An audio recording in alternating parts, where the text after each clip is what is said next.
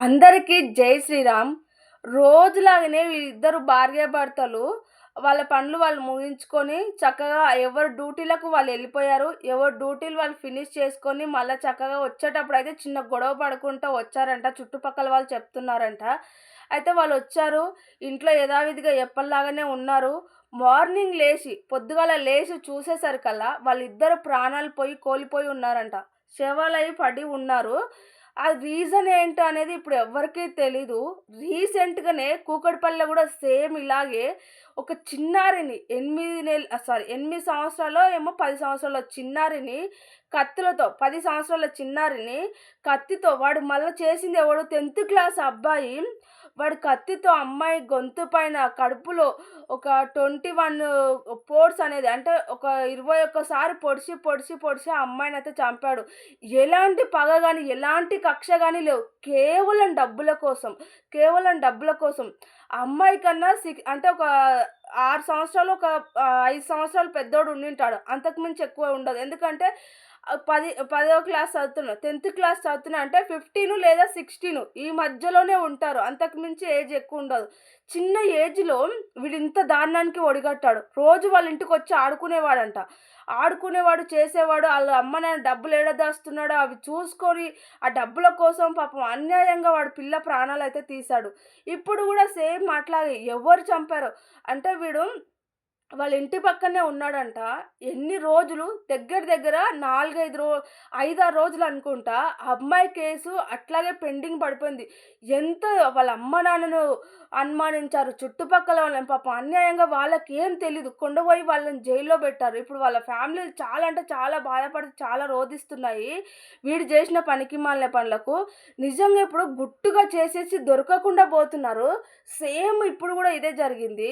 వాళ్ళు చక్కగా మంచిగా వాళ్ళ భార్యాభర్తలు ఉండేవాళ్ళంట. చుట్టుపక్కల వాళ్ళని అడిగితే వాళ్ళకెలాంటి గొడవలు ఉండేవి గాదు. చాలా మంచివాళ్ళు. చాలా మంచిగా ఉంటారు. ప్రతి ఒక్కరితో బాగా మాట్లాడతారు. ఎవ్వరితో గాని గొడవలు లేవు. చుట్టుపక్కల గూడా గొడవలు గూడా లేవు. వాళ్ళు చక్కగా పనికెళ్లారా, మళ్ళా తిరిగి ఇంటికొచ్చారా, వాళ్ళ ఇంట్లో వాళ్ళున్నారా అంతవరకే. పాపం అన్యాయంగా ఎవ్వరు ఏమనరు వాళ్ళు. వాళ్ళకి పెళ్ళై గూడా 8 మంత్స్ 8 నెలలు అయితుంది అంతే. కేవలం 8 నెలలు పెళ్ళయి గూడా వాళ్ళకు. ఆ 8 నెలల్లోనే పాపం ఇద్దరు ప్రాణాలు పోయాయి. వాళ్ళకు ఇప్పుడు ఆయనకు 35 ఆమెకు 24 26 ఉంటాయంట. ఇప్పుడే వాళ్ళకు 100 ఏండ్లు నిండాయన్నమాట. వాళ్ళు ఇప్పుడే లైఫ్ స్టార్ట్ చేశారు. ఎలాంటి అచ్చట ముచ్చట గూడా తీరలేదు. పాపం అన్యాయంగా ప్రాణాలు పోయాయి. మరి ఎవరు చంపారు? వాళ్ళిద్దరు భార్య అంటే కొంతమంది అనుకుంటున్నారు వాళ్ళిద్దరు భార్యాభర్తల గొడవొచ్చి చంపుకున్నారేమో, ఒకరినొకరు చంపుకున్నారో, లేదంటే భర్త భార్యని చంపేసి, ఉరేసి, ఆ భర్త గూడా చనిపోయాడేమో అని అనుకుంటున్నారు. వాస్తవాలు ఇంకా తెలీదు. వాస్తవాలు ఇంకేం బయట పడలేదు. 2 టీములు పోలీసుల టీములు 2 వచ్చి ఎంక్వైరీ చేస్తా ఉన్నాయి. అంటే ఏం జరిగింది, ఏంది అనేది మొత్తం క్లారిటీగా తెలుసుకొని చెప్తామని గూడా పోలీసులు అంటున్నారు. ఈ చుట్టుపక్కల వాళ్ళని అడిగినా గూడా వాళ్ళు చాలా మంచివాళ్ళు. వాళ్ళు బాగుండేవాళ్ళని చెప్తున్నారు.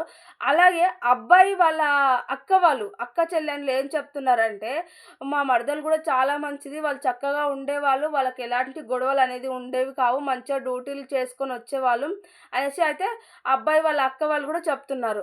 అయితే ఎవరైతే ఈ అమ్మాయి చనిపోయిందో వాళ్ళ ఆమెకు అలాగే వాళ్ళ అన్నకి గొడవలు అనేవి ఉన్నాయి. ఒకసారి మా దగ్గరైతే చెప్పిందనేసి ఆమె అయితే చెప్తుంది. మరి ఎవరు చంపారు? ఏంటి? ఎవరితో కక్షలున్నాయి? ఎవరితోనైనా గొడవలు పడ్డారా? ఎవరితోనైనా వీళ్ళకు గొడవలున్నాయా? ఇప్పుడు గానీ అంటే ఇంతకు ముందు గానీ శత్రువులు ఎవరైనా ఉన్నారా? ఇలాంటివి ఏమన్నా జరిగావా? అనే విధంగా పోలీసులైతే ఎంక్వైరీ చేస్తున్నారు. మరి ఎప్పుడు బయట పడతదో తెలీదు మనకు. కాకపోతే చాలా గుట్టుగా ఇట్లాంటివి చాలా అయితున్నాయి. మరి వాస్తవానికి నిజంగా వాళ్ళే మరి ఇద్దరిద్దరు నాకు తెలిసి బహుశా వీళ్ళిద్దరు చక్కగా ఇద్దరు డ్యూటీలకెళ్తున్నారు. ఇద్దరు మంచిగానే ఉంటున్నారు. కాబట్టి వాళ్ళిద్దరూ ఇలాంటి అంటే గొడవ పడితే పడొచ్చు. కానీ ఇలాంటి దారుణానికైతే దిగజారకపోవచ్చేమో, ఇంత దారుణం చేసుకోకపోవచ్చేమో అని నాకెందుకో 1% మాత్రం అనిపిస్తుంది. 99% మనం చెప్పలేము. ఎందుకంటే ఇప్పుడు చిన్న చిన్న ఆవేశాలకు గూడా ప్రాణాలు తీసుకున్న వాళ్ళు గూడా చాలా మందున్నారు. చెప్తున్నారు. కానీ నిజంగా ఎవరన్నా చేసి ఇలా క్రియేట్ చేశారేమో అని గూడా కొంతమంది అనుమానిస్తున్నారు. ఎవరైనా చేసి ఇలా వాళ్ళు చనిపోయినట్టు క్రియేట్ చేశారా? లేదంటే నిజంగా వాళ్ళు చనిపోయారా? అనేది మనకు ఇంతవరకైతే ఎలాంటి ఇన్ఫర్మేషన్ అయితే లేదు. ఎవరు చేశారు? నిజంగా వాళ్ళు చేశారా? అనేది నాకు తెలిసి ఈరోజో రేపో తెలవచ్చు. తెలిసినంక అప్పుడు నిజంగా అంటే వాళ్ళ ఫ్యామిలీలో ఏమంటున్నారంటే, వాళ్ళు అలా చేసుకునే వాళ్ళు కాదు. అలా చేసుకోరు. వాళ్ళకి ఎలాంటి సమస్యలు, ఎలాంటి గొడవలు లేవు. ఎందుకు చేసుకుంటారు వాళ్ళు? అలా ఎవరైతే చేసుకోలేరు అని చెప్తున్నారు. అలాగే ఎవరిపైన అనుమానం ఉందా? మరి చెప్పండి అంటే, మాకు ఎవరిపైన అనుమానం లేదు. వాళ్ళు ఎవరి దగ్గరైనా గొడవ పడ్డారంటే పలానోళ్ళ పేరు చెప్పొచ్చు. ఇలా గొడవ పడ్డారు, వీళ్ళతో శత్రువు ఉంది. ఈరోజు గొడవ పడ్డారని చెప్పొచ్చు. కానీ ఎవరితో వాళ్ళకి గొడవలు లేవు. ఎవరితో వాళ్ళు సరిగ్గా మాట్లాడరు. వాళ్ళ పనేదో వాళ్ళు చూసుకుంటారు. కాబట్టి మాకు ఎవ్వరి మీద అనుమానం అనేది లేదు. దయచేసి మీరే ఎంక్వైరీ చేసి మీరే ఏం జరిగిందనేసి బయట పెట్టండి అని అయితే పోలీసులనైతే వాళ్ళైతే వేడుకుంటున్నారు. నిజంగా ఈ కేసు ఎవరి వల్ల వాళ్ళ ప్రాణాలు పోయాయా? లేదంటే వాళ్ళకి వాళ్ళే ప్రాణాలు తీసుకున్నారా? అనేది రేపో ఎల్లుండో బయటపడుతుంది.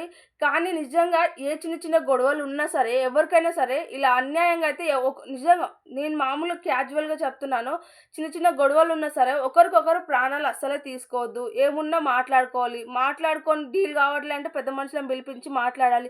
అది కూడా కాలేదంటే ఎవరి దారి వాళ్ళు చూసుకొని బ్రతకాలి. అంతేకాని అన్యాయంగా ప్రాణాలు తీసుకోకూడదు. అలాగే ఎవరైనా చంపారు, చేశారు అంటే ఇంక మనం ఏం చేయలేము. ఎందుకంటే ఇప్పుడు కామన్ అయిపోయింది మనుషులకు. ఎట్లా అంటే సింపుల్‌గా చంపేసి పారిపోతున్నారు. ఎవరైనా ఇలాంటి వాళ్ళు చేస్తే వాళ్ళకైతే గట్టిగా శిక్ష పడాలి. ఈళ్ళకైతే న్యాయం జరగాలి. అంతే. మరి ఏం జరిగిందో, ఏం కథనో ఇంక భగవంతునికెరక. రేపో మాపో బయట పడుతుంది చూద్దాం. మీరేమంటారో కామెంట్ చేయండి.